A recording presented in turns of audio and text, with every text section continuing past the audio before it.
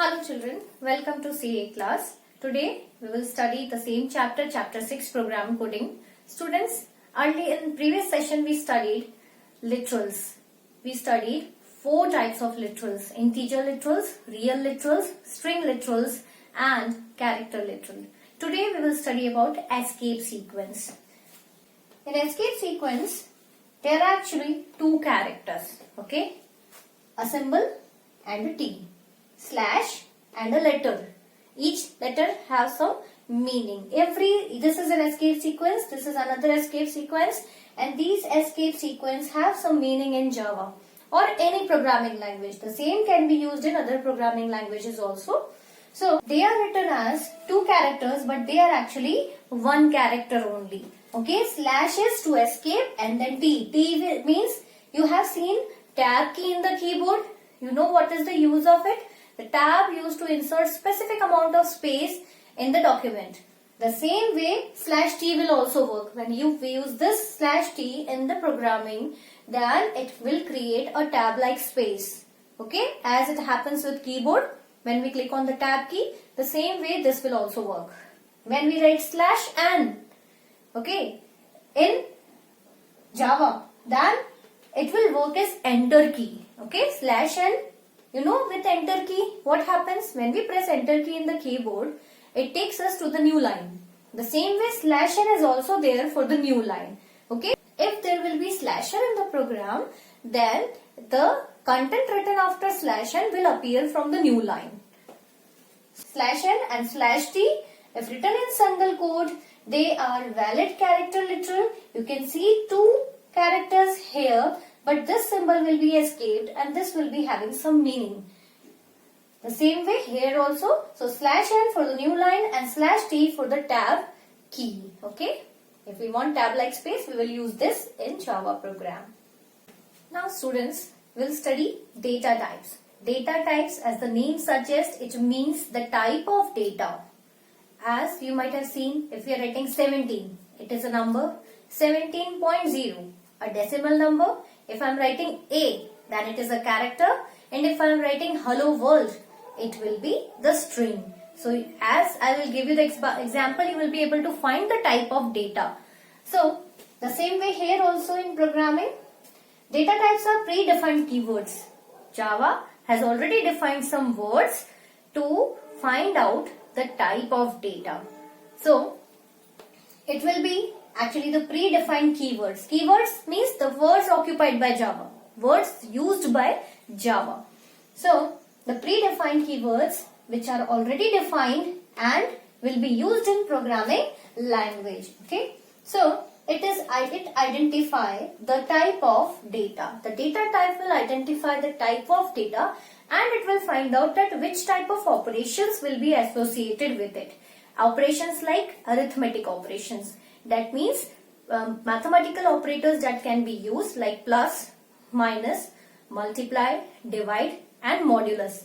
We have studied about modulus in live class. So modulus is there. You can see modulus is there to give remainder. It will divide but it will give the remainder.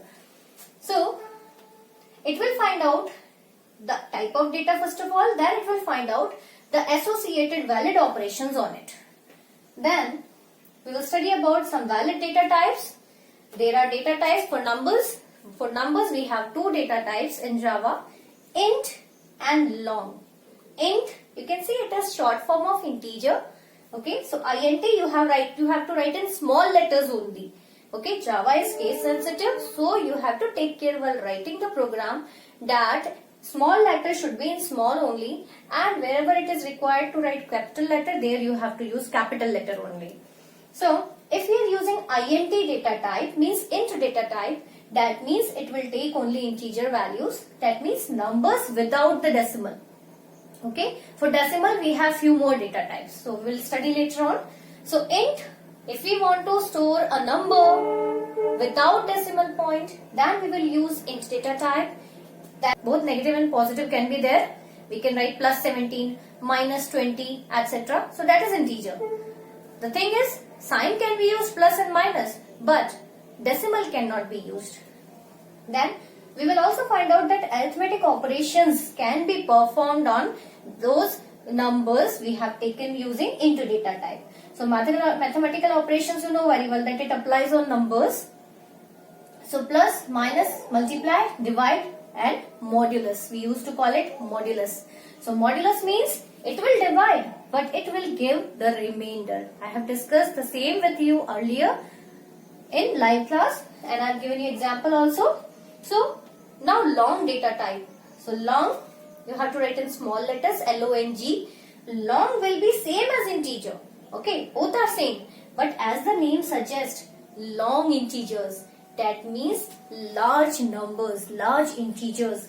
It can be in billions, trillions, etc. Now students, we will study the next data type, float. For real numbers, we have studied real literals in previous session. So real literals means decimal with it. So numbers with decimal point will be stored in float data type. Both positive and negative decimal numbers will be supported, and arithmetic operators like as we used in integers, plus, minus, multiply, divide, modulus, all will be supported. Then double data type. Float for maximum up to 15 digits after the decimal. So if it is more than 15, then we can use double. So it is bigger floating point number that supports more value after decimal point. After decimal point, there will be so many digits. Okay. So it can be for higher precision, means many digits after the decimal. If there are many digits in decimal number, then we can use double data type. Now third type is char. Till now we have studied two data types. For numbers, int and long. For real numbers, that means decimal numbers, there will be float and double. Now char. We have studied character literal. The same way here also, char will support the single letter. Okay. And that single letter can be an alphabet. Only one letter will be there. Or an alphabet. Or a digit. Or any symbol. And it will be enclosed in single quote.